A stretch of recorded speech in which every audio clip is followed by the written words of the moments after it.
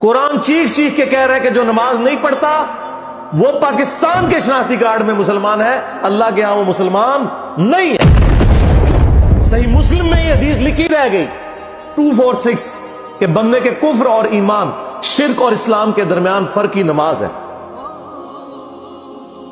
یہ حدیث مسلم میں ہی لکھی رہ گئی کہ ابن مسعود رضی اللہ تعالیٰ عنہ کہتے ہیں کہ جماعت کے ساتھ نماز پڑھنا یہ سنت خدا ہے، یہ تمہارے نبی کی وہ سنت ہے جو اللہ نے انہیں عطا کی، اگر اسے چھوڑ دو گے تو برباد ہو جاؤ گے۔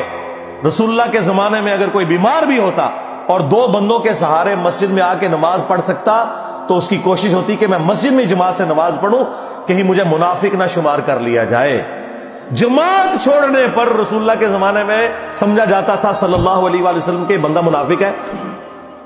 صحابہ کرام کو، اہل بیت کو کب معلوم تھا کہ ایسی امت بھی آنے والی ہے جو آپ سے بڑا عاشق رسول ہونے کا دعویٰ کرے گی اور نماز ایک نہیں پڑھے گی؟ تو وہ کہتے یار یہ تو بڑا آسان اسلام ہے۔ تو یہ حدیثیں تو مسلم شریف میں لکھی رہ گئی، پریکٹیکلی کس نے عمل کیا اس کے اوپر؟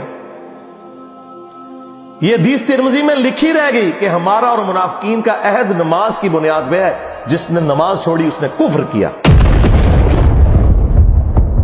یہ صحابہ کرام علیہ رضوان کا فتویٰ ترمذی میں ہی رہ گیا۔ عبداللہ بن شقیق تابعی کہتے ہیں کہ صحابہ کرام علیہ رضوان تارک الصلاح کے سوا کسی کی تکفیر نہیں کرتے تھے، صرف بے نمازی کو وہ کافر سمجھتے تھے، باقیوں کو وہ تمام غلطیوں کے باوجود مسلمان تصور کرتے تھے۔ اندازہ کریں، یہ ترمذی میں لکھا رہ گیا جناب۔ ہاں، ہم جب چیخ چیخ کے یہ باتیں بیان کرتے ہیں، لوگ کہتے ہیں یار یہ کس قسم کی باتیں کر رہے ہیں، یہ کہاں پہ لکھی ہوئی ہے؟ سرکار کتابوں میں لکھی ہوئی ہے۔ یہی تو ہم آپ سے کہہ رہے ہیں کہ مرنے سے پہلے اے مسلمان کر لے اس پہ غور، کتابوں کا خدا اور ہے، بابوں کا خدا اور۔ یہ حدیث ابو داؤد میں ہی لکھی رہ گئی کہ بچہ جب 7 سال کا ہو جائے تو اسے نماز کا حکم دو، اور نہ پڑھے 10 سال کی عمر میں اسے سزا بھی دو، اور 10 سال کے بچوں کے بستر بھی الگ کر دو۔ یہ ابو داؤد میں لکھی رہ گئی حدیث، عمل کس نے کیا؟ یہ حدیث ابن ماجہ میں لکھی رہ گئی کہ نبی علیہ السلام نے فرمایا اے معاذ، اللہ کے ساتھ شرک نہ کرنا، خواہ تمہارے ٹکڑے ٹکڑے کر دیے جائیں، تمہیں قتل کر دیا جائے، سولی دے دیا جائے، یا آگ میں زندہ جلا دیا جائے، شرک نہ کرنا۔ یہ پہلی نصیحت۔ اسی حدیث میں دوسری نصیحت، نماز نہ چھوڑنا۔ تمہارا اللہ کے ساتھ عہد نماز کی بنیاد پہ ہے، اگر تم نے نماز چھوڑ دی تو اللہ کا ذمہ اٹھ گیا تم سے۔ اور تیسری چیز فرمایا شراب نہ پینا، یہ تمام برائیوں کی جڑ ہے۔ تو یہ حدیثیں تو لکھی رہ گئی سرکار۔ یہ حدیث مسند احمد میں ہی لکھی رہ گئی کہ نبی علیہ السلام نے فرمایا کہ نماز قیامت کے دن نمازی کے لیے دلیل، نجات اور نور ہوگی، اور جو نماز نہیں پڑھتا قیامت کے دن نہ اس کے لیے کوئی دلیل ہوگی اللہ کے حضور بچنے کی، نہ نجات اور نہ کوئی روشنی، نور جو پولیس رات سے گزرنے کے لیے قرآن میں آیا نا، وہ نور۔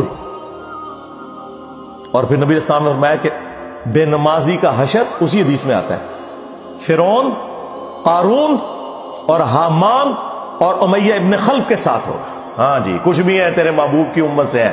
محبوب تو پہلے ہی بتا گئے ہیں کہ بے نمازی تیرا حشر تو فرعون کے ساتھ ہونا ہے، تیرا حشر قارون کے ساتھ ہونا ہے، امیہ ابن خلف کے ساتھ ہونا ہے۔ اور یہ تو میں آپ کو صرف ایک بات کر رہا ہوں، اب اگر میں قرآن کی توحید بیان کرنا شروع کروں تو قرآن کے پہلے صفحے کا ٹیسٹ دنیا کے کروڑوں مسلمان پاس نہیں کر سکتے۔ ایاک نعبد و ایاک نستعین، یہ قرآن میں لکھا رہے گا۔ ماشاءاللہ فجر کی نماز میں یہ پڑھ کے نکلتا ہے، اور مسجد کے ساتھ جو دربار ہے ریگولرلی حاضری دے کے اس بابے سے بھی مانگ کے گھر آتا ہے۔ تو کیا نماز تو پڑھی؟ تو مسلمان ہے، تیری ہر نماز کی ہر رکعت میں تو یہ نہ پڑھے تیری نماز ہی نہیں ہوتی۔ ایاک نعبد و ایاک نستعین، اے اللہ عبادت بھی تیری کریں گے، دعا بھی تجھی سے مانگیں گے، مدد بھی تجھی سے مانگیں گے۔ یہاں مدد مانا دعا کیا، لیکن یہاں مولویوں نے پھر پٹی پڑھا دی، ان کا نہیں جی امی سے روٹی نہ مانگے.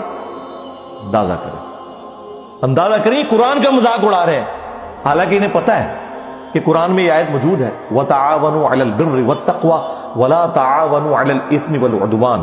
نیکی اور پرہیزگاری کے کاموں میں ایک دوسرے کی مدد کرو اور برائی میں الگ رہو. قرآن نے بتایا ہے کہ اللہ نے دنیا کو اسباب کے ساتھ جوڑا ہوا ہے. یہاں ایاک نستعین میں دعا کے اعتبار سے بتایا جا رہا تھا کہ غیر اللہ سے نہیں کرنی، ظاہری اسباب کا تو قرآن میں حکم ہے. لیکن دیکھ لیں، اور پھر جس شان سے اللہ تعالیٰ نے سورۃ النمل میں ذکر کیا، حیران کن بات آپ کو بتاؤں، اہل تشیع کے ہاں صبح و شام کی دعاؤں میں، سنت اذکار میں سورۃ النمل کی آیت نمبر 62 پڑھی جاتی ہے. ترجمہ نہیں کبھی کسی نے پڑھا. اور ہمارے جن اسٹوڈنٹس نے پڑھا جو شیعہ مکتب سے تعلق رکھتے تھے، کیونکہ میں نے اس آیت کو اتنی دفعہ کوٹ کیا، انہوں نے کہا ہم تو یہ صبح شام پڑھتے ہیں. ترجمہ پڑھا تو انہوں نے کہا یار یہ آیت پڑھ کے بھی سب سے زیادہ شرک ہم کر رہے تھے، کیونکہ اس آیت کے اندر کیا لکھا ہے؟ اَمَّن يُجِيبُ الْمُضْطَرَّ إِذَا دَعَاهُ. بھلا بتاؤ کون ہے جو تکلیف میں گھرے ہوئے شخص کی فریاد کو سنتا ہے، وَيَكْشِفُ السُّوءَ، اور اس سے اس کی برائی کو، تکلیف کو دور کر دیتا ہے، وَيَجْعَلُكُمْ خُلَفَاءَ الْأَرْضِ، اور تمہیں اگلوں کا خلیفہ کرتا ہے زمین پر، تمہارے ماں باپ کے مرنے کے بعد تم، تمہارے مرنے کے بعد تمہاری اولاد کو. اَإِلَٰهٌ مَّعَ اللَّهِ، کیا اللہ کے ساتھ کوئی اور معبود بھی ہے؟ قَلِيلًا مَّا تَذَكَّرُونَ، لیکن بہت کم ہی تم نصیحت حاصل کرتے ہو. بالکل صدق اللہ العظیم، بہت کم لوگوں نے نصیحت حاصل کی. اس آیت میں کلیئر کٹ لکھا ہے کہ جو اللہ کے سوا کسی اور سے دعا کرتا ہے گویا وہ اسے خدا بنائے ہوئے ہے. یا علی مدد کا مطلب سادہ نہیں ہے، اس کا مطلب ہے کہ آپ نے مولا علی کو اللہ کے مقابلے پر خدا تصور کر دیا. نہیں جی ہم تو انہیں اللہ کا بندہ مانتے ہیں. نہیں جناب، قرآن تو یہ کہتا ہے کہ اللہ کا بندہ مان کے یا بغیر بندہ مان کے. جب تمہارا یہ عقیدہ ہے کہ اللہ کے سوا کوئی تمہاری تکلیف دور کر سکتا ہے، جی پیچھے اللہ ہی ہے. اچھا اللہ پیچھے رکھ رہے ہیں. یہ دیکھیں حدیث میں لکھا ہوا ہے نماز کا طریقہ. اور نہیں جی ہمارے امام صاحب نے بھی تو وہی کچھ بتایا نا، پیچھے تھے اتنے بھی نبی علیہ السلام نے. نبی علیہ السلام پیچھے رکھنے کے لیے،